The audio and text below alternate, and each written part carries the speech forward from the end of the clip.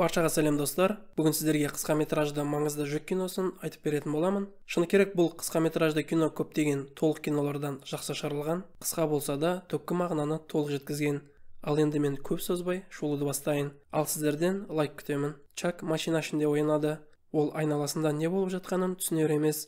Басы айналып жан-жағына қараудың өзі ауырға соғады. Есін жиып, көз алдына әйелінің бейнесі келуде. Оның аты Анна. Бірақ көзінің бұлдырлағаны кете бастағанда, қасында отырған адам емес, зомби екенін түсінеді. Жанна енді бұл өмірде жоқ. Оның бет-әлпеті өзгеріп, қорқынышты кейіптегі қобжыққа айналған, зомбиге айналған әйел босанып шыққысы келеді.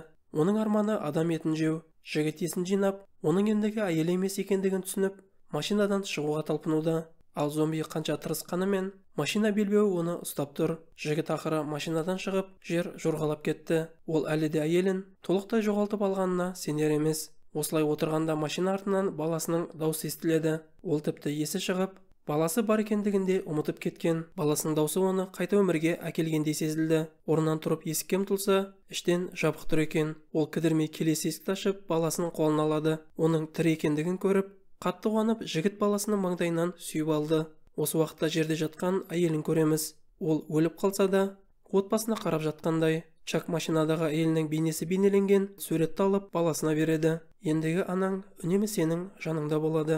Осы уақытта ол қолының тізілгенін байқады. Жігіт ендігі көп ұзамай өзінің де зомбиге айналатынын түсінді.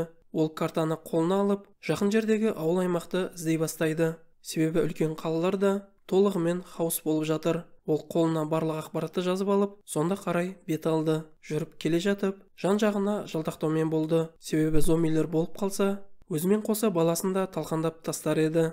Бір кезде жігіт түгі қалмаған адамды көрді. Оның етін алып бір пакетке салды. Уақыт болса тығыз, тез арада белгіленген жерге баруы тиіс. Жігіт бір кезде үйді көрді. Оған керек жарақтардан бөлек баласын тыныштандыру керек. Себебі оның даусынан басқа да зомбилер келуі мүмкін. Жігіт бір шарды үріп, әрең дегенде баласын жұбатады. Сосын ары қарай жолға шықты. Оның күші таусыларға шақ тұр, бірақ та баласы үшін онда міндетті түрде баруы тиіс. Чак жақын арада өзінің де зомбиге айналатынын түсінуде. Себебі оның қолдары жұмыс жасауды тоқтатып, қараны қатты аша бастады. Жігіт өзінің соңғы күшін жинап, қайта орнынан тұрды. Бірақ та өкінішке орай, ол да зомбиге айналды. Оның қалағаны тек ет жеу еді.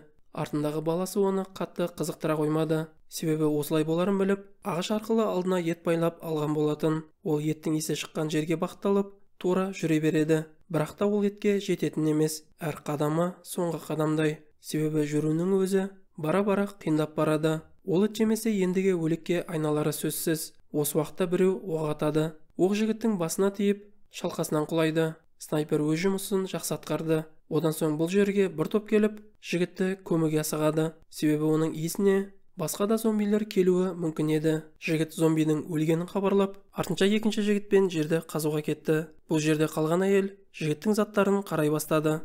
Пакет ішіндегі еттің ағашқа байланғанын көріп, неге ол осылай жасады деген ойға келді. Ол жігіттерге айқайлап, жігіттің бір бақытқа әдейі жолға шыққанын айтады. Ендігі әйелді жер қазуға көмекке тұра бергенде, баланың даусын естиді. Ештеңе түсінбеген әйел жылдам мәйіттің қасына келді. Шынында тірі бала жатыр екен. Оның денесіне әкесі атын жазып қойған екен. Баланың аты Роузи. Осылайша олар жігіттің не себепті оларға келгенін түсінді. Өзі өлсе де, баласын аман алып қалуға басы жеткен бұл жігіттің ісі ерлік болып қалады. Осымен киноның соңы достар. Арнаға тіркеліп, лайк баса кеткейсіздер. Келесі кездескенше.